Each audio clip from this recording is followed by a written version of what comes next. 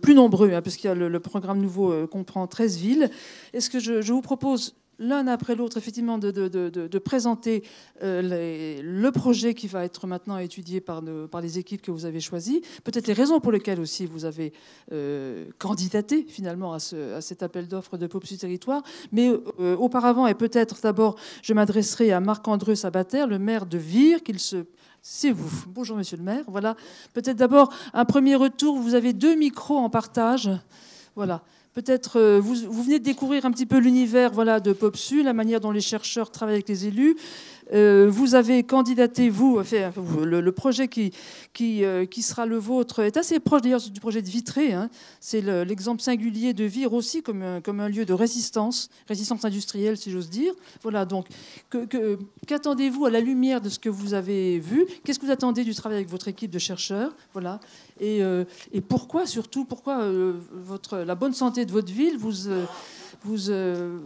néanmoins vous pousse à vouloir, en effet, qu'on l'analyse, qu'on la regarde, qu'on fasse des prescriptions, ou plus exactement des prospections. Écoutez, oui, donc je suis Marc-André Sabater, maire de Vire-Normandie. Alors je dis qui est Vire-Normandie, c'est pas forcément connu. C'est plus Vire en fait, c'est Vire-Normandie, parce que Vire-Normandie est une commune nouvelle. Que nous avons créé avec... Ça fait partie du sujet. Ça fait partie du sujet. On a transformé une communauté de communes dont j'étais le président le 1er janvier 2016 en une seule commune qui s'appelle Vire-Normandie. La ville de Vire, c'est historiquement 11 800 habitants environ. Vire-Normandie, c'est donc l'ancienne communauté de communes qui est aujourd'hui une commune de 18 000 habitants. Donc l'histoire de Vire, c'est une histoire industrielle, c'est une tradition industrielle et c'est vraiment la thématique Popsu. L'idée, c'est de comprendre pourquoi sur un territoire comme l'autre, alors j'ai beaucoup écouté tout à l'heure Monsieur le ministre parler de Vitré. J'imagine. Effectivement, en plus, il n'y a qu'une lettre qui nous sépare. Hein, donc, on est quand même très très proche en nombre d'habitants et puis par les caractéristiques, avec peut-être une dimension un peu singulière chez nous, c'est vraiment la tradition industrielle qui est née au 19e siècle avec ce qu'on appelle les moulins à papier autour de la Vire. On dit que, alors c'est même antérieur au 19e, on dit que Shakespeare a écrit sur du papier de Vire, donc vous voyez, qui a été fabriqué le long de la Vire. Et puis, Vire, c'est aussi des drames. C'est la destruction de Vire le 6 juin 1944, avec la reconstruction de Vire après, grâce aussi aux acteurs industriels et à la tradition industrielle de Vire. Donc ça veut dire que des industriels, je dirais, de génie, des investisseurs de génie ont créé leur activité dans l'après-guerre, l'ont développée et... fort de cette tradition, aujourd'hui, effectivement, on a une ville qui est extrêmement industrielle, qui est dans le dispositif territoire d'industrie, qui est aussi Action Cœur de Ville, voilà, qui s'appuie sur cette tradition industrielle, alors qui est plus peut-être, qui s'inscrit plus peut-être dans un système socio-économique en dehors des métropoles. Donc nous sommes loin, nous sommes à 80 km de Rennes, nous sommes à 60 km de Caen, donc pas du tout dans je dirais, les zones d'influence des métropoles. Désorbité. Voilà. Et donc on a... C'est l'intérêt aussi. Complètement. Et en fait, pour continuer à exister, pour poursuivre cette tradition industrielle, on n'a pas eu de drame industriel. Nous, hein. On a réussi les entreprises ont réussi à tenir le coup dans les différents chocs, périodes difficiles. On n'a pas ce vécu de drame industriel sur la ville. On l'a dans des villes à proximité, mais pas chez nous. Mais tout cela s'est maintenu, je crois aussi, par cette capacité, cette notion de solidarité qui est très importante, qui a été évoquée par M. Méniori tout à l'heure, sur l'idée qu'un système socio-économique comme le nôtre, il fonctionne par la solidarité. Solidarité entre les acteurs économiques eux-mêmes, solidarité entre tous les acteurs du territoire. Évidemment, le lien avec les élus, c'est quelque chose de très très fort. Donc moi, j'attends de cette étude Popsu qu'on comprenne mieux, effectivement, peut-être notre singularité, hein, et surtout, l'économie, c'est fragile, l'avenir, on ne le connaît pas, hein, et donc comment on va pouvoir continuer à maintenir cette dynamique dans un contexte concurrentiel entre les territoires assez fort. Hein, et comment on va pouvoir, il y a la question de la formation, hein, et des compétences aussi, parce que ça c'est un vrai souci chez nous. Comment on va pouvoir inscrire dans la durée je sais pas, je ne vais pas parler de modèle, hein, en tout cas c'est peut-être cette singularité. Et donc c'est un petit peu tout ça que j'attends de la démarche de recherche qui va être menée avec nous. Merci, monsieur le maire. Une deuxième question avant d'interroger un second maire. Vous êtes aussi effectivement inclus dans le dispositif Action au cœur de ville, territoire d'industrie, vous l'avez dit. Est-ce que vous imaginez que ça ruisselle, ça, les uns sur les autres, ces dispositifs différents auxquels vous avez souscrit? Alors, j'ai parlé de système socio-économique. Donc, on voit bien que tout est lié. C'est-à-dire que la question, c'était la même chose que Vitré, la question de l'emploi, la question de la sédentarisation, le fait que les gens qui viennent travailler dans les entreprises de Vire, où il y a beaucoup d'emplois, il y a plus de 11 000 emplois hein, sur la ville historique de Vire, on a cette question de la démographie, hein, de la dynamique démographique. Je parle toujours du paradoxe virois. D'un côté, la dynamique économique qui est réelle, et de l'autre côté, plutôt une démographie qui est un petit peu atone, avec les risques pour le futur d'un affaiblissement de la ville. C'est-à-dire que si on n'est pas en capacité de faire en sorte qu'une partie de ceux qui viennent travailler dans nos entreprises aient envie de vivre sur le territoire, eh bien, on va aller dans le cœur de ville en particulier. Alors, on a déjà commencé à mener des actions depuis un certain nombre d'années là-dessus. Ça commence à produire des effets, mais le chemin est long. Il faut poursuivre ces politiques. Mais on a un vrai enjeu là de pérennité, encore une fois, non pas de ce modèle, mais de cette singularité. Si on arrive à faire en sorte que la dynamique économique coïncide, alors, une dynamique démographique dans une région comme la Normandie, on n'est pas la Bretagne, c'est pas évident parce que les phénomènes démographiques et sociologiques font que on a globalement à l'échelle de la région une difficulté de ce côté-là, dont on n'y échappe vraiment pas hein, non plus nous. Mais l'idée, c'est quand même de résister un petit peu à ça parce qu'il y a des enjeux d'attractivité d'une ville. Et à terme, si on n'arrive pas à travailler là-dessus, on a aussi un risque de ne pas être en capacité d'accueillir et d'attirer des salariés dans les entreprises de Vire, et peut-être à terme des choix d'industriels qui diront on ira sur des territoires où on va trouver des gens qui vont venir travailler chez nous avec des compétences, etc. Donc on a ces enjeux de dynamique du territoire, de dynamique de la ville-centre, des enjeux de formation, de qualification, d'attractivité, enfin ce que connaissent, en fait, qui sont au cœur du projet Action Cœur de Ville pour toutes les 200 villes et quelques qui ont été retenues. Ce sont les mêmes sujets. Question du commerce de centre-ville, question des services à la population en cœur de ville, etc. Enfin, c'est vraiment tous les sujets sont liés. On voit bien que l'un interfère sur l'autre et que on doit agir sur tous les leviers. Et c'est vrai qu'être dans ces dispositifs est pour nous extrêmement important. Merci. Alors, Vire est non loin en réalité d'un certain nombre d'autres territoires. Hein, sur des comparaisons pourront d'ailleurs être établies avec le territoire de Vitré. Ça a été rappelé par Marie-Hélène Contal, mais une autre ville également qui est Roscoff, qu'on aura l'occasion de découvrir dans cette seconde session du programme POPSU Territoire. C'est également le cas d'un autre territoire plus petit, 813 habitants. C'est la commune d'Arvieux, sur le territoire du Massif central. La recherche était intitulée « Territoire numérique entre ruralité et urbanité » autour d'une problématique, d'une question qui était l'insertion du numérique afin de répondre à la crise économique et démographique. Vous faites preuve à l'intérieur de votre territoire en particulier d'un repeuplement, je crois, et vous me corrigerez si l'information est erronée, mais d'un repeuplement lié justement à cette transition que vous engagez à travers les outils numériques. C'est en tout cas ce qui a retenu les membres du jury à l'occasion des débats que nous avons eus lorsque nous avons retenu votre candidature. Est-ce que vous pouvez revenir éventuellement sur ce point et comment votre commune se saisit finalement de cette question et de l'enjeu du numérique ? Oui, donc, premièrement, bonjour à tous. Je suis un peu surpris et à la fois fier d'être parmi vous aujourd'hui. La commune d'Arvieux, sachez que c'est quand même... je suis un peu le petit du lieu. En fait, c'est une petite commune de 813 habitants, donc, en plein cœur de l'Aveyron. Un département magnifique, vous le savez tous. Donc, entre Millau et Rodez. Il y a des chiffres clés, 800 habitants, 800 mètres d'altitude, à proximité d'un lac de 1200 hectares, le 5e de France. Là, à partir de là, vous avez le cadre de quelque chose qui fait que c'est foutu, quoi. Si on part sur le contexte, on se dit, aucune chance, qu'est-ce qu'on peut faire dans un coin pareil, dans un village pareil? Mais, sauf que voilà, il se passe des fois des petits miracles, et chez nous, il se passe quelque chose d'un peu bizarre. C'est une histoire, c'est peut-être une histoire que je voudrais vous raconter, qui dure depuis 20 ans. Donc c'est comment, grâce au numérique, on peut, dans un espace comme le nôtre, hyper rural, à 35 km du chef-lieu Rodez, et l'hiver difficile d'accès, avec des routes très, très difficiles, comment on peut combattre la démographie, essayer d'éviter la fuite des habitants. Voilà, donc je suis maire de cette commune depuis 2014, je suis élu depuis 25 ans. Je suis à la fois artisan, là aussi, vous avez des choses qui font que je suis maire, mais aussi artisan. Donc je parcours le territoire, donc je suis actif. Et on a l'habitude de croire assez à notre pays, nous, chez nous. Donc cette idée, je ne sais pas si j'ai le temps de vous raconter vite fait l'histoire. Vous avez créé une zone d'activité numérique. Voilà, c'est ça qu'on va regarder. Donc, après, candidat, je ne sais pas si on est candidat, nous on témoigne. C'est-à-dire moi je vais vous donner un peu ma vision, ou comment on a pu arriver dans un petit village comme le nôtre, dans une petite commune, à relever ce défi. Donc c'est parti, une histoire toute bête. Il y a 20 ans, en 98, 4 jeunes sortent de l'INSA de Lyon.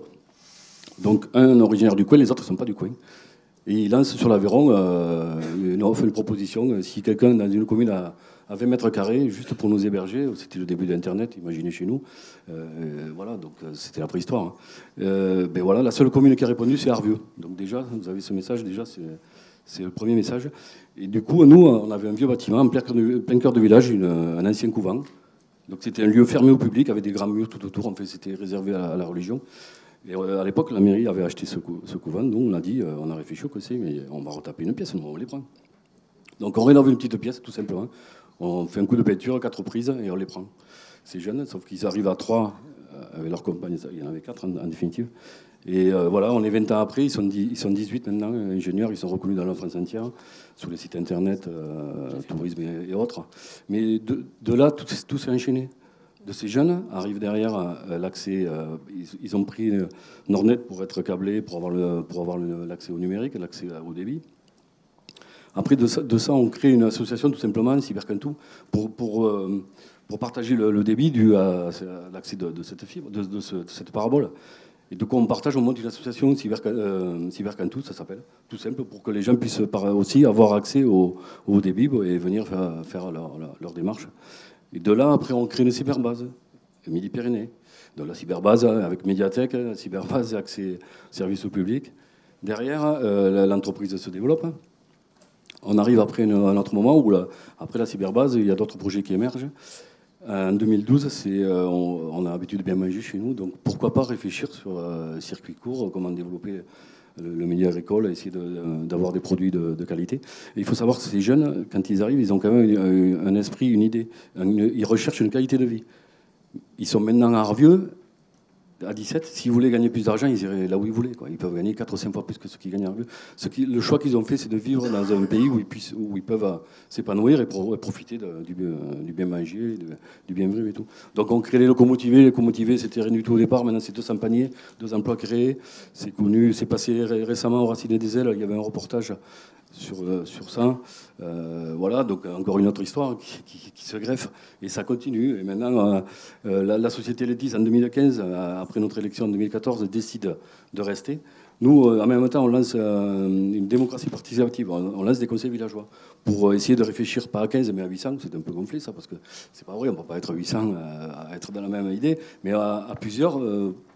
Donc on partage la réflexion avec les habitants sur l'avenir, sur 10 thèmes, 10 thématiques différentes, pour essayer d'avancer. Et en même temps, l'entreprise Laetis et ses fondateurs essayent de réfléchir sur l'idée du tiers-lieu qui avance. Du coup, après, on est sur un projet avec un partenariat public, privé, communauté de communes, entreprise, vous voyez. Et on arrive à construire quelque chose d'incroyable, c'est-à-dire avec de l'argent du public et des entreprises privées, à faire un espace qui s'appelle maintenant le Jardin d'Arvieux. Il faut aller sur Internet, vous verrez, c'est super cool, quoi, sympa. Et maintenant, on fait des séminaires, on vient d'accueillir des entreprises très reconnues, quoi. À la Broche, il y en a plein qui viennent faire des séminaires chez nous. Donc il y a des voitures partout. Parce que les gens dans la campagne, quand ils voient des voitures, ils disent, c'est bizarre, il y a des voitures. Donc quand il y a des voitures, il y a du monde. Et voilà, on fait vivre... c'est quelque chose d'assez incroyable. Hein.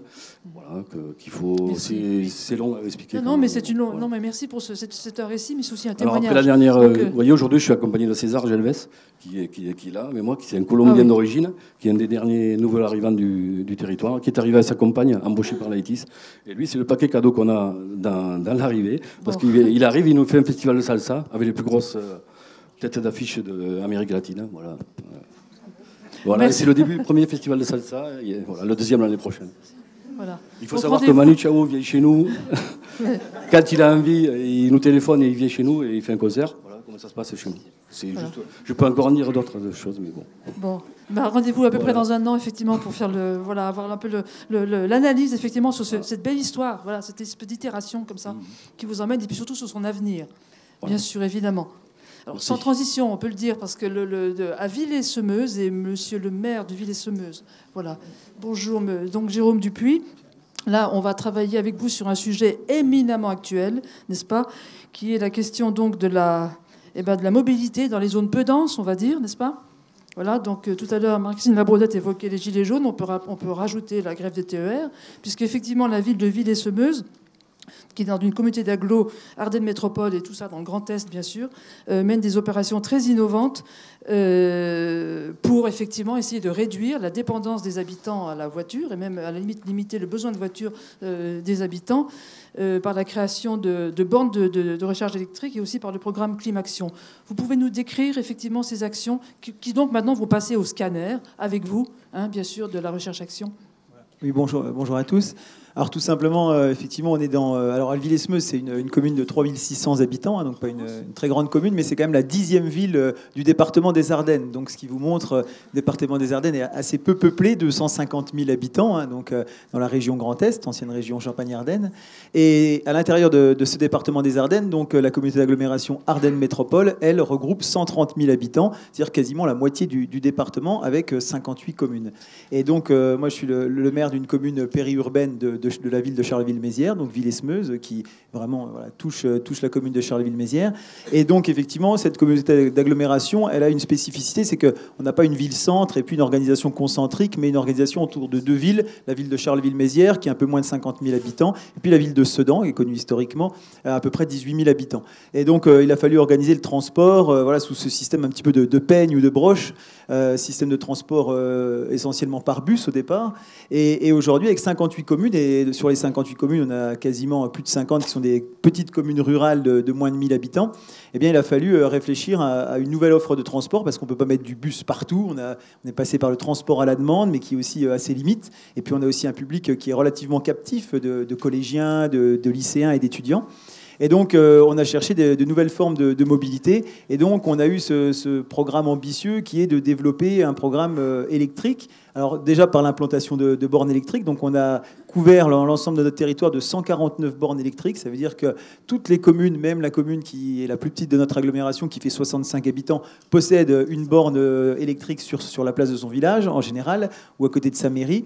Et donc, ces bornes électriques ont pour but de créer un maillage territorial. Alors, c'est déjà compliqué parce que ça fera aussi l'objet du travail avec les chercheurs. Comment on le fait, ce maillage? Alors déjà, comment on fait le maillage, comment on le réfléchit, après comment on l'explique aux habitants, puisque là, c'est vrai qu'il y a des habitants qui vous disent on va mettre une borne électrique, mais personne vient se brancher dessus. Et il faut expliquer aussi que c'est de la prospective, et ça, c'est pas toujours simple. Donc, ça demande aussi un petit peu de travail et de réunion d'information. Et puis aussi, tout simplement, c'est aussi pour nous un vecteur économique, vous l'avez dit, parce qu'il y a la question de la seconde voiture dans les zones rurales. Donc aujourd'hui, voilà, tous les ménages, ou en général les couples, les familles qui possèdent deux voitures, donc la possibilité de supprimer une des deux voitures, le développement du covoiturage, et là aussi, ça a aussi un impact important pour le lien social dans ces petites communes où on peut se développer, alors soit avec les personnes âgées ou les personnes qui sont privées de mobilité. Et puis le dernier, c'est l'emploi, puisqu'on est un territoire aussi qui souffre d'un taux de chômage relativement important. Et aujourd'hui, à travers cet emploi, c'est surtout le manque de mobilité de celles et ceux qui sont au chômage et qui cherchent de l'emploi. Et donc, il y a toute une question aussi autour des emplois, c'est-à-dire comment on fait venir les personnes qui cherchent un emploi et qui puissent bénéficier d'un moyen de transport convenable. Donc, il y a un petit peu tout cela, et ça nous a permis de réfléchir réfléchir, de fédérer les entreprises, les collectivités publiques, et puis aussi les différentes associations qui doivent aussi être partenaires. Donc c'est un petit peu dans cette idée-là qu'on a développé ce projet, qui est un projet à la fois de développement durable, alors ça voilà, on peut en discuter, qui est un projet qui se veut économique, social, et donc quelque part aussi solidaire, puisque c'est aussi un investissement de plus d'1,5 million pour une collectivité de notre taille et de notre importance et de nos capacités financières. Ça représente un investissement important. Merci. Et merci effectivement d'avoir ajouté ce volet sur l'emploi, effectivement, qui est complètement lié en effet à la mobilité, en particulier dans ce territoire. On poursuit avec un autre territoire qui était la ville de Foix.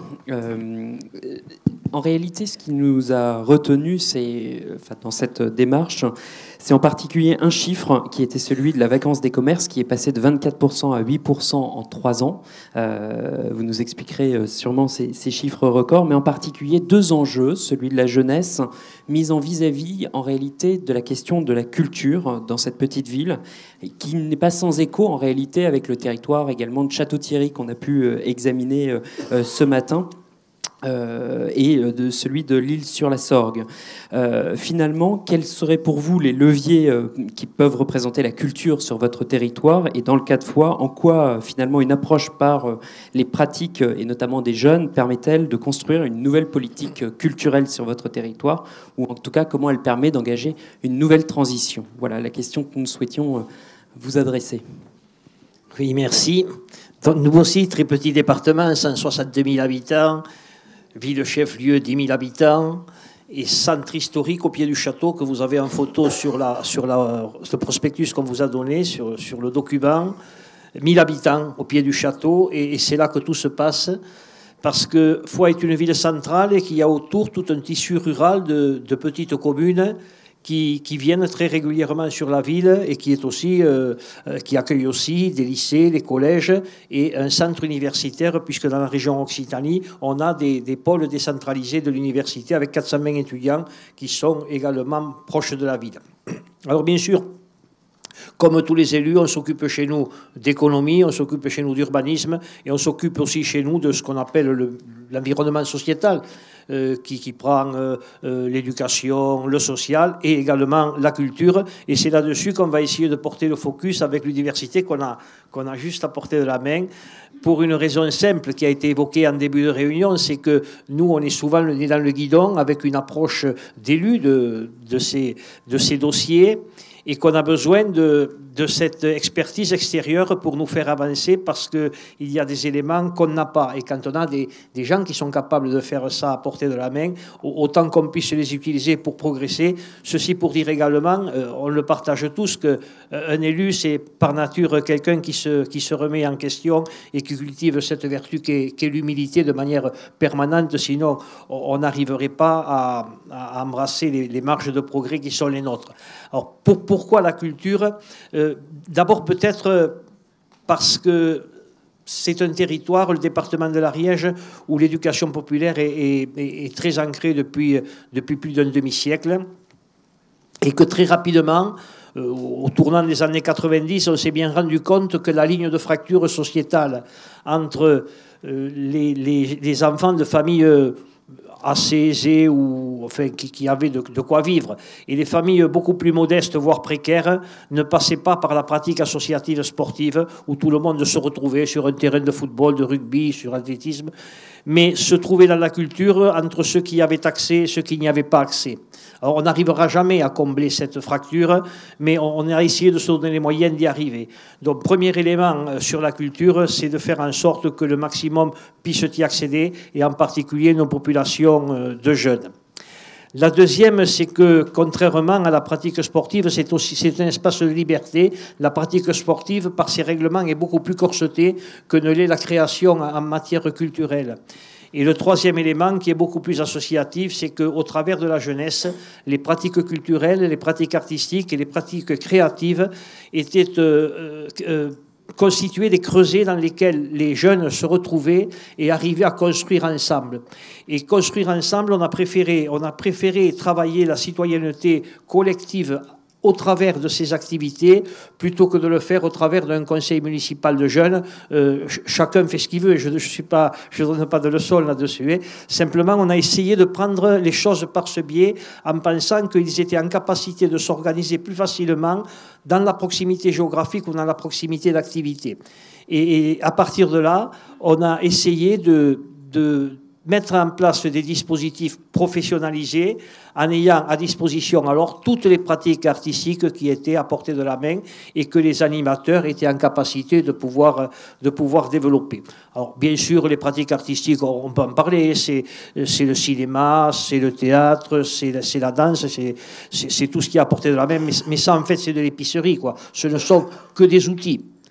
L'objectif étant de créer ce lien social et de préparer notre jeunesse à rentrer dans la vie active avec cette idée, dans le travail collectif, qui consiste à faire en sorte que quand on essaie d'arriver sur un chantier à avoir satisfaction, à aboutir, ça n'est pas en imposant forcément son point de vue. C'est en apprenant à prendre la parole, à se taire quand on n'a rien à dire, et à prendre la parole quand on considère que ce qu'on dit est de nature à éclairer la décision finale, même si ce qu'on dit n'est pas retenu à la fin. Je ne sais pas si je me fais comprendre dans cette démarche, mais on essaie d'imprimer à nos animateurs professionnels, parce qu'un élu, ça pense aussi de temps en temps, on essaie d'imprimer cette philosophie, on n'a pas de grosses difficultés là-dessus. Et donc, comme il se trouve qu'on a des contacts très forts avec le centre universitaire et très affectifs en plus, on a fait appel au centre universitaire et qui nous a dit il y a peut-être un projet qui peut nous aider à y voir plus clair dans cette affaire-là. Et c'est comme ça qu'on est arrivé à ce projet. Concernant l'inversion de la tendance économique sur le centre historique de 1000 habitants au pied du château, je pourrais y passer beaucoup de temps, je vais vous le dire en 2 mots. C'est pas ça s'est fait pendant que nous étions en activité de 2014 à 2020. En fait, c'est ce qu'ont fait ceux qui nous ont précédés au moment où il y a eu le grand boom des grandes surfaces avec les galeries marchandes sur l'extérieur. On a eu des élus qui ont freiné les 2 pieds, qui ont perdu beaucoup de taxes professionnelles à ce moment-là sur ces commerces-là et qui ont conservé une vie au centre-ville qui périclitait petit à petit, mais il était resté toujours une vie. Et avec un certain nombre de systèmes, on est arrivé, nous, parce qu'il restait une vie, à inverser la tendance comme c'est écrit dans le bouquin que vous avez distribué. Merci pour ces précisions. On poursuit avec une ville plus proche. Sur la session 1, il s'agissait de Château-Thierry. Et là, on a Magny-en-Vexin, qui est la ville la plus proche de là où nous nous situons. Je te laisse la parole, Marie-Hélène. Avec Madame Maryse Magne, donc maire adjointe de Magny-en-Vexin. Tout à l'heure, le maire de Vire nous expliquait que parmi les atouts de Vire, il y a le fait que cette ville est désorbitée, n'est-ce pas? Oui. Magny-en-Vexin, elle, est plutôt sous l'influence, alors pour le coup, exorbitante, l'attraction exorbitante de Cergy-Pontoise, à 25 km, et Paris, à 60 km. Donc la question qui se pose à une petite ville de la grande métropole d'Île-de-France, effectivement, c'est d'exister. Tout simplement, c'est d'exister. Magny-en-Vexin est le siège de la communauté de communes. Je pense que c'est important dans l'histoire. Voilà. Et je crois que le sujet sur lequel vous allez travailler avec l'équipe, madame, et vous allez nous l'expliquer, c'est effectivement comment une petite ville située dans des tels systèmes stellaires et cosmiques peut construire, rétablir une centralité de territoire, avec peut-être l'appui d'un parc naturel régional, je crois. Voilà, tout à fait. Bonjour à tous. Je me présente, donc je suis maire adjoint à la commune de Magny-en-Vexin. Je remplace le maire qui n'a pas pu venir parce qu'il a eu un décès cette nuit. Il s'en excuse. Donc Magny-en-Vexin est très atypique. C'est une petite ville qui est située à 60 km de Paris, dans le nord-ouest de l'Île-de-France. Il y a l'égide du parc naturel et aussi c'est le bourg-centre d'une intercommunalité et donc tous ces aspects font que c'est une difficulté majeure de pouvoir travailler. Le bassin d'emploi s'est déplacé progressivement vers la ville nouvelle.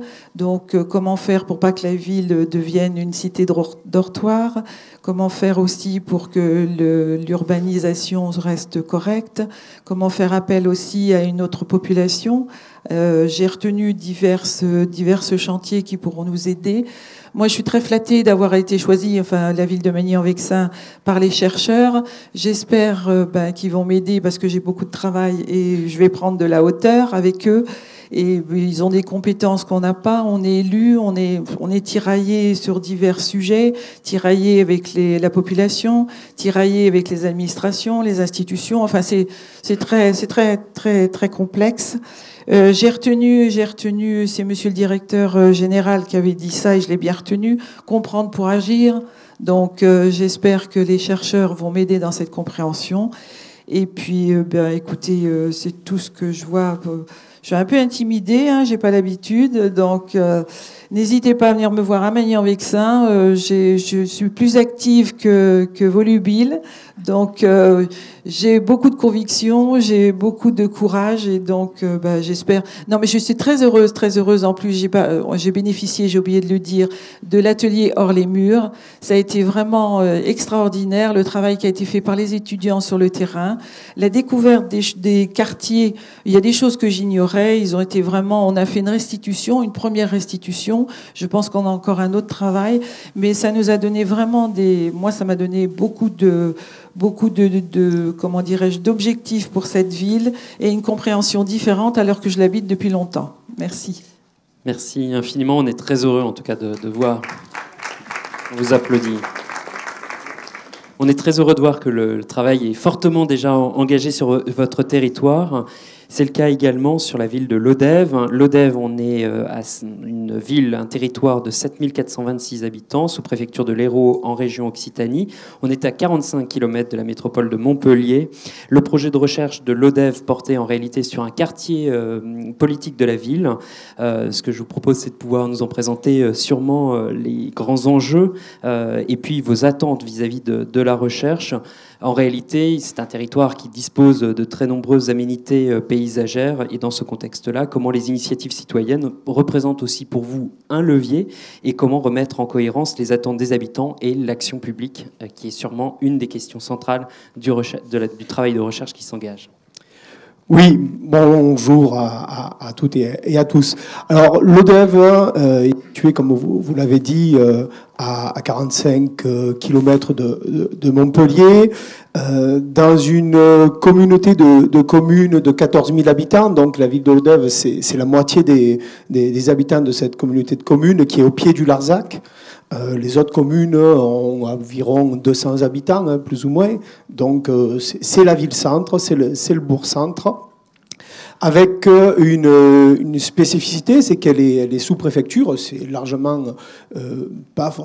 une des villes qui n'est pas les plus peuplées du département de l'Hérault, qui est un département assez atypique, puisque à la fois c'est un département extrêmement attractif, qui crée beaucoup d'emplois, et un département dans lequel la pauvreté s'ancre de manière extrêmement forte dans les villes, mais aussi dans le maillage.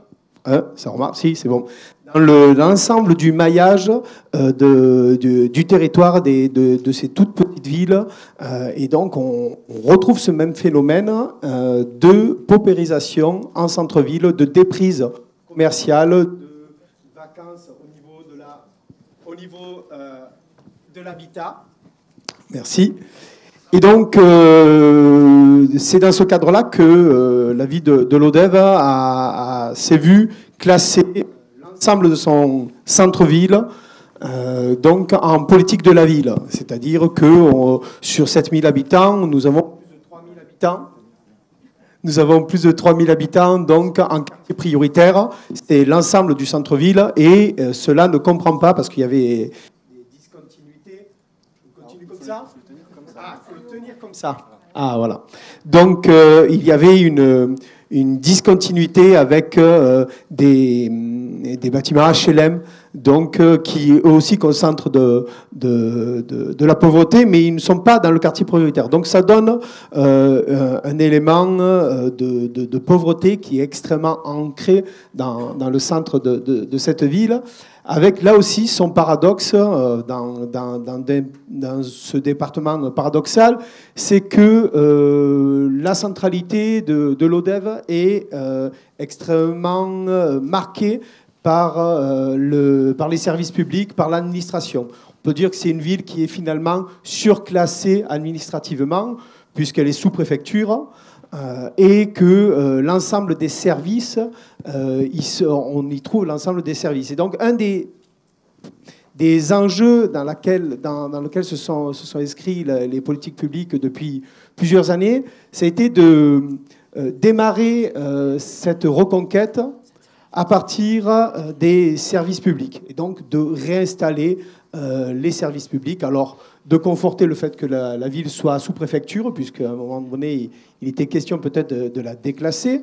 Donc, de garder ce statut, d'y installer donc, de manière pérenne avec une maison de service au public, aujourd'hui labellisée Maison France Service, une maison de l'État, la création et l'agrandissement d'un musée, ensuite tout un environnement de crèches, de lycées qui a été créé en centre-ville, de nombreux établissements publics qui sont restés sur le centre-ville.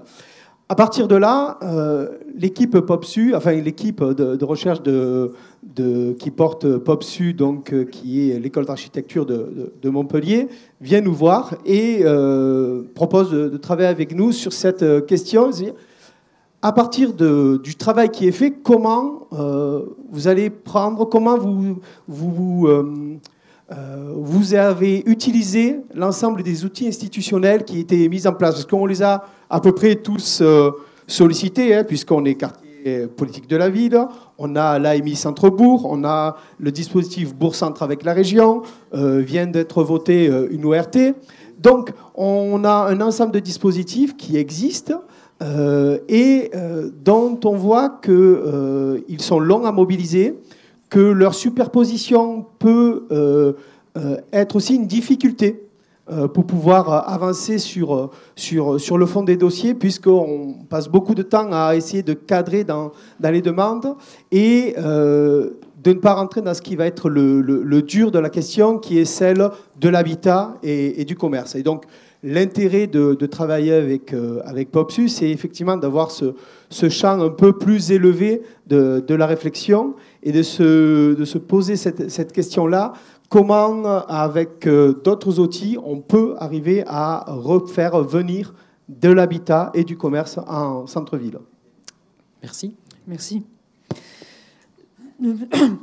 Alors, entre Rennes et Nantes, il y a Nozay, c'est-à-dire qu'il y a la communauté de communes de Nozay, qui est représentée par sa présidente, Claire Théveniot, maire de Pucelle, donc membre bien sûr de la communauté de communes.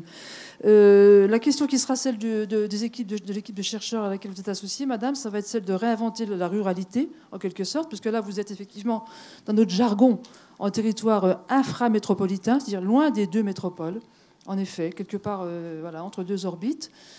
Pour autant, effectivement, vous êtes en prise avec une économie rurale. On ne peut pas comparer les transitions industrielles avec les transitions rurales, mais pour autant, les problèmes sont bien là. Et donc, vous avez lancé ces initiatives, vous avez candidaté effectivement à l'initiative Réinventer le rural, et vous souhaitez, avec POPSU Territoire, effectivement, doubler, accompagner cette démarche de recherche d'innovation. Pouvez-vous nous décrire un peu les premières pistes de ce projet Réinventer le rural sur laquelle vont travailler nos équipes? D'accord. Juste peut-être revenir un petit peu sur le cadre de cette démarche et puis sur l'historique, puisque au début de ce mandat, nous avons candidaté aussi dans le cadre d'un atelier des territoires qui nous a permis effectivement de vraiment travailler sur un vrai projet de territoire à l'échelle communautaire. Nous sommes la plus petite communauté de communes du département de Loire-Atlantique, territoire dynamique s'il en est au sein de la région Pays de Loire, comme il a été dit tout à l'heure. Effectivement, on a toujours besoin d'un plus petit que soi, et en l'occurrence, en Loire-Atlantique, nous sommes la plus petite communauté de communes de Loire-Atlantique, et si quand bien même nous attendons que les communes, les villes, que sont les deux métropoles de Nantes ou de Rennes, s'intéressent à ce qui se passe dans ces interstices, on peut toujours attendre très longtemps, et quand bien même on ne peut pas leur en vouloir. Donc nous avons travaillé dans cette démarche d'atelier des territoires, ce qui nous a permis de vraiment assumer ce que nous étions. Et on est parti sur un qualificatif qui nous avait été largement inspiré par le cabinet Interland de territoire sous influence. C'est vraiment aussi ce que nous sommes. pour autant un territoire rural sur lequel nous ne voulions pas revenir et surtout ne pas renier ce que nous sommes finalement. Et dans cette démarche, effectivement, de premier réinventer rural, l'idée, c'était, à partir du constat que nous faisions, que nous avions tous, les uns et les autres, à l'échelle des 7 communes de notre communauté de communes, d'avoir de grandes difficultés à faire venir ou des promoteurs, ou des aménageurs, ou de la même manière des bailleurs, ne serait-ce que des bailleurs sociaux, pour permettre effectivement le logement de l'ensemble des habitants. On a la chance d'être un territoire qui s'est énormément renouvelé, puisque dans les années 2008-2012, c'était à peu près 2,5% d'augmentation de population. Tant mieux, ça a permis aussi ce renouvellement et ce mélange de population rurale, enfin d'origine rurale, avec une population qui venait plus peut-être de la métropole. On a 30% de la population intercommunale qui travaille sur l'agglomération nantaise et quelquefois rennaise. Donc c'est pas neutre, avec une population extrêmement jeune, puisque 20% de la population interco se situe sur une tranche d'âge de moins de 20 ans. Donc voilà, un travail conséquent, des jeunes qui ont envie de rester, de travailler bien sûr sur ce territoire intercommunal. Et on attend de cette démarche du premier réinventé, c'est effectivement qu'on puisse être bousculé sur la manière de construire, la manière d'aménager, ce que nous n'avons pas forcément l'habitude de faire. Ça a déjà commencé, puisqu'on entend des réactions quelque peu, des fois, qui sont... Voilà, les élus se sentent provoqués aussi. Et c'est ce que nous attendons dans cette démarche de réinventer, pour peut-être travailler sur des formes d'habitat différentes de ce qu'on avait l'habitude de construire, de ce que nous avions l'habitude de programmer. Et on sent que la population est aussi en attente de cette proposition, voilà, contrairement à ce qu'on pouvait imaginer. Merci beaucoup. On termine et on achève en réalité ce tour de table par la ville de Tournus, autour d'un projet intitulé « La démocratie alimentaire comme enjeu de capacité des territoires ». C'est en réalité un territoire qu'on a déjà l'habitude d'examiner au sein du ministère de la Transition écologique et solidaire, puisqu'il fait l'objet d'un atelier des territoires également en parallèle. Et c'est 2 démarches en réalité que l'on va pouvoir articuler, l'une par l'étude et l'autre par la recherche, et qu'on est très heureux de pouvoir mettre en œuvre. Alors Tournus, c'est tout simplement un territoire de 5562 habitants.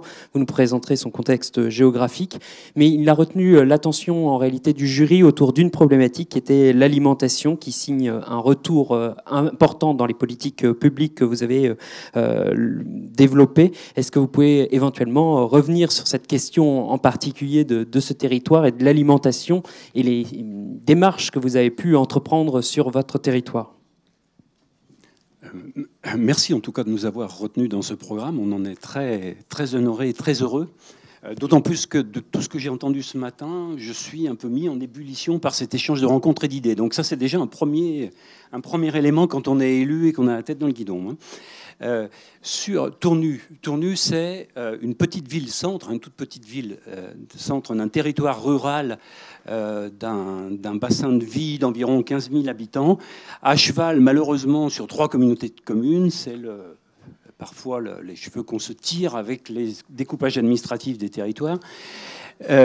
C'est ensuite une ville qui connaît les problèmes classiques de déclin, donc j'y reviens pas, qu'on a dit, mais avec un certain nombre d'atouts. C'est une ville qui a un patrimoine qu'elle peut valoriser, qui est bien située dans la vallée de la Saône. Pour dire vite, c'est à 100 km au nord de Lyon, 100 km au sud de Dijon. On a des problèmes de paupérisation, mais on a aussi pour en venir à la question d'alimentation, et j'imagine que comme tout le monde a faim, il faut que je fasse vite. On est dans une situation où, paradoxalement, dans une petite ville comme ça, on a 2 lycées, un collège, un hôpital, un EHPAD, un foyer résidence, des écoles primaires, qui sont autant de lieux de restauration collective. C'est donc à peu près 2500 à 3000 repas. Quand on est à la recherche, je retiens ce que disait Madame Sylvie Foll ce matin, à la recherche de logiques de développement ou à la croisée de ces logiques-là et qu'on cherche un projet politique pour une ville à l'horizon, on se dit que la question alimentaire, avec ce qu'elle implique en termes de développement économique d'une agriculture sur un autre modèle agricole, qui est celui, pour dire vite, qu'on dit aujourd'hui de l'agroécologie, est particulièrement intéressant. Alors, il l'est d'autant plus que le projet initialement, et je tiens à le dire, est porté par un mouvement associatif avec le soutien de la ville, avec le soutien plein et entier évidemment de la ville qui s'y retrouve. Le mouvement associatif, il est double surtournu, et on va voir comment on rejoint la question démocratique, la question de la capacitation territoriale. Il est d'une part un mouvement associatif extrêmement actif sur le soutien d'un autre modèle agricole depuis une dizaine d'années, à travers toute une série d'actions concrètes, je passe vite là-dessus, qui est évidemment au cœur du projet. Il est d'autre part le mouvement associatif qui s'est constitué, parce que nous ne sommes à la municipalité que depuis 2 ans, donc en cours de mandat, ce qui signifie que le précédent maire a démissionné. Le précédent maire était sur un modèle totalement, où on attend totalement son salut de l'extérieur, et envisageait de nous déménager littéralement le centre-ville en périphérie au sein d'un immense centre commercial qui faisait la taille du centre-ville. Les habitants se sont levés, l'ont amené démissionner, et on est arrivé, sans l'avoir voulu, parce qu'on était un collectif d'habitants, on est arrivé à la mairie. Ce qui fait que la première question qu'on se pose, c'est évidemment celle d'un tel projet autour de l'idée que le lieu du lien social, c'est le centre-ville. Donc il faut se battre sur la question de la revitalisation des commerces, la revitalisation et la rénovation urbaine, de telle sorte à faire valoir les atouts pour d'autres habitants de venir là. Voilà, c'est à la conjonction de ces deux mouvements qu'on est sur cette question de démocratie alimentaire dans ces deux aspects. Comment on fait pour, question donc politique, de justice sociale, pour faire que tous aient accès à une alimentation saine, et comment on en fait un levier d'autonomie alimentaire sur le territoire. Et deuxièmement, comment on le fait avec les uns et les autres, puisqu'évidemment, dans le mouvement même par lequel on a été porté, on est dans une logique la plus démocratique possible, qui est je suis délégué, moi, à la démocratie locale, c'est évidemment le point qui m'intéresse.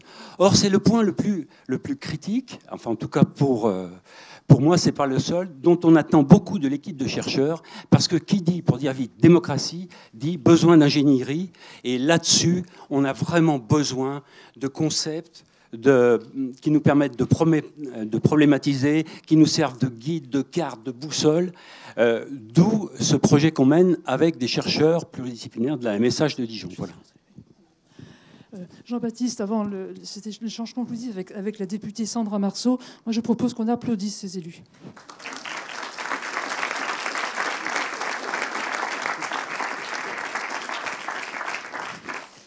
Merci infiniment pour la brièveté de vos propos. Débat qu'on aura l'occasion d'explorer en réalité pendant plus d'1 an à l'occasion des rencontres qu'on organisera dans chacune de vos villes.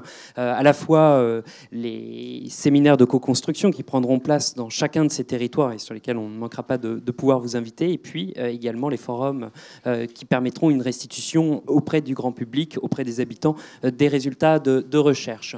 Avant de conclure cette table ronde et de partir déjeuner, il me reste en réalité à pouvoir vous interroger, Madame la députée, députée de Charente, Sandra Marceau. Vous connaissez très bien le programme puisque vous en êtes même presque à l'origine. Vous avez participé à très nombreux jurys sur la session 1 et la session 2. Vous nous avez accompagnés également sur cette démarche PopSud Territoire, notamment sur le territoire de Marseillan, mais aussi à l'occasion de nombreuses autres manifestations. Nous sommes en train de préparer un grand colloque international à l'Assemblée nationale en juin prochain. Ce sera l'occasion de relier nos deux programmes PopSud Territoire et PopSud Métropole. Finalement, que retirez-vous de cette matinée et de l'ensemble de ces interventions ? Bon, bonjour à tous et merci de me convier. Et je me dois peut-être de justifier le fait que je sois là. Je me dis que je serai à votre place, je me dirais mais qu'est-ce que fout un député ici? Donc en fait, il se trouve que c'est un concours de circonstances. Je vais essayer d'être très courte aussi, enfin je vais l'être. Voilà, pour vous laisser aller aussi manger et puis continuer la journée ensuite. Il se trouve qu'à l'Assemblée nationale, on siège dans diverses organisations dites extra... Enfin, à l'extérieur de l'Assemblée, et j'ai rencontré notamment Jean-Baptiste parce que je suis à la commission développement durable. En fait, je suis géographe de formation et urbaniste, donc déjà l'intérêt pour moi était essentiel. Mais j'ai rencontré à l'occasion de différents jurys. Alors il y avait le Grand Prix du paysage, le palmarès des jeunes urbanistes auquel on m'avait convié, puisque je suis à la commission supérieure des sites et paysages. D'ailleurs, j'excuse mes 2 dernières absences, mais en tous les cas, ça m'a permis de rencontrer ce que moi, en tant qu'urbaniste, j'avais vécu sur le territoire, c'est-à-dire le fait de ne pas être assez proche aussi de ceux qui pratiquent le territoire autrement, c'est-à-dire différents producteurs, agents du ministère ou bien sûr sur la Cité de l'Architecture. Voilà. Et donc, évidemment, assez naturellement, quand on m'a proposé, je dois vous dire que j'ai sauté sur l'occasion en petite souris, parce qu'on a évidemment besoin, et vous en êtes vraiment, encore une fois, tous les exemples ce matin, tant sur les premières analyses dont on a eu l'écho que dans ce que vous nous avez présenté. On a besoin, en fait, et d'une manière générale, mais du coup, les députés quand même en particulier, on a besoin de matière. Donc en fait, ce que j'en tire, c'est que ce que vous souhaitiez, je pense que vous escomptiez au début, je ne suis pas dans votre tête, mais et vous m'avez suffisamment parlé des enjeux avec Hélène, d'ailleurs aussi Pesquine. Je pense que ce que vous escomptiez, c'est ça, c'est-à-dire d'avoir de la matière pour essayer d'après, essayer de monter en gamme et de voir si ça pouvait se transformer en politique publique. Finalement, je ne sais pas si ça a souhaité, moi, déjà, première chose, première conclusion, parce que ce que je trouve intéressant, c'est que ce que vous montrez tous, tant d'ailleurs, c'est intéressant dans les problématiques qui sont mises en avant, en exergue par les équipes de recherche, des problématiques négatives. Tout à l'heure, on a entendu parler de termes de pathologie. Je trouve ça, voilà, un peu... C'était plutôt drôle pour moi. Après, c'est pas drôle sur le terrain, mais que de problématiques positives. Et ça, c'est intéressant de confronter, et ce que j'en retire déjà dans les premières analyses, le fait qu'on cherche pourquoi il y a des choses qui ne marchent pas, mais aussi on va aller chercher pourquoi ça a marché, mais surtout ce que je trouve intéressant, et que les élus ont dit, et puis les chercheurs, mais les élus, c'est du coup, nous, ça a marché, voilà comment ça a marché. Mais en fait, on veut déjà trouver les clés pour s'adapter au futur. Et donc, je trouve que ce sont 2 paramètres essentiels.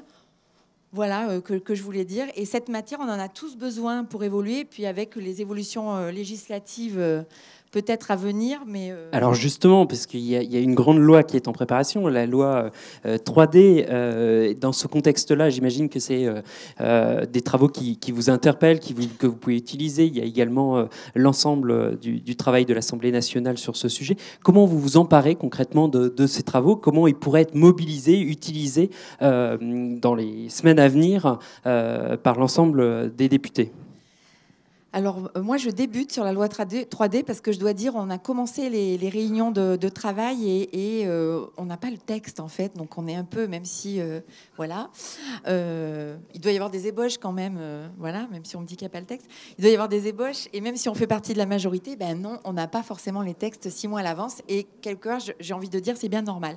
Mais on sait qu'il y aura 3 angles, 3 thématiques, justement, qui vont vous intéresser, dont vous avez parlé. Les mobilités, pourtant, il y a eu une grande loi mobilité. Je vous avoue, je me pose aussi des questions. Le logement, il y a eu aussi la loi Elan, mais il y a certainement des choses encore à voir, et la transition écologique. Ce qui est intéressant dans cette loi 3D, qui est directement en lien, et je pense qu'une réunion de travail avec l'équipe POPSU va être pour moi salvatrice dans ce que je vais pouvoir éventuellement proposer.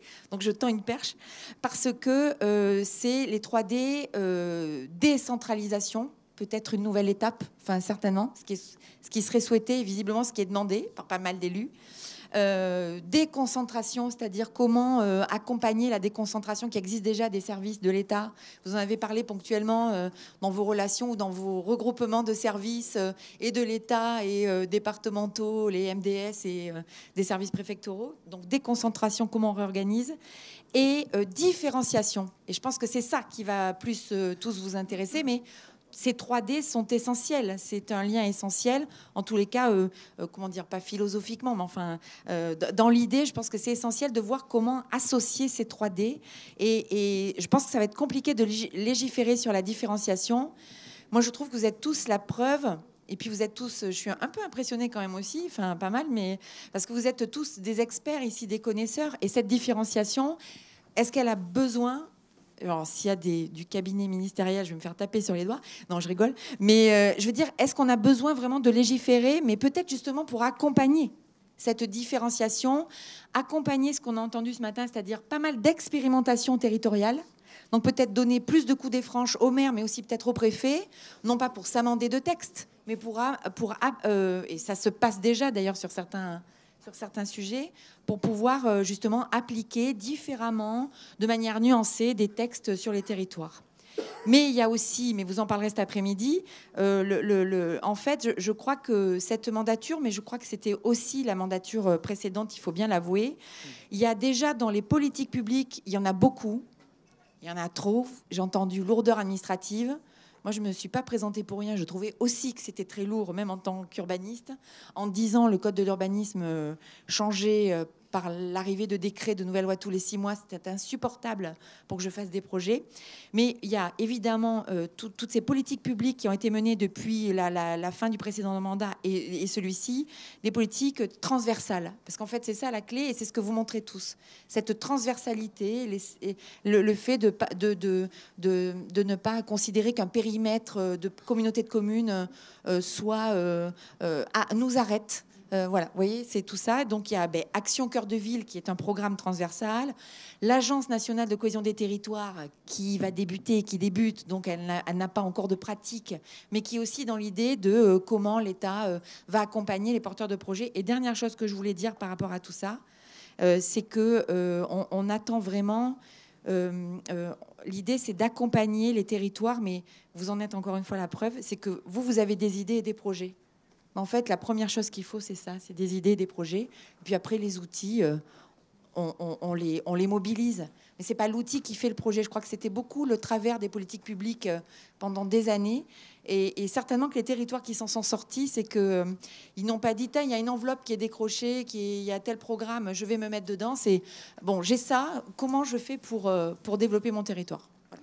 Merci, Madame la députée. On vous applaudit infiniment toutes et tous pour cette